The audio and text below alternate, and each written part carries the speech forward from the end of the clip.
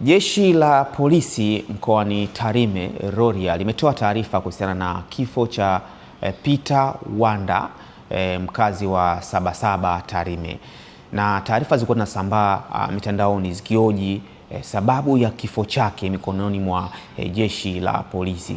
Sasa taarifa ya jeshi la polisi inaeleza Peter alikamatwa na jeshi la polisi Disemba 31 mwaka 2025 kwa tuhuma za unyang'anyi wa kutumia silaha, na baada ya hapo Peter alieleza siku ya pili yake alieleza kwamba anajisikia vibaya, na ndipo alipopelekwa hospitali, na Januari mosi mwaka 2026 alifariki dunia.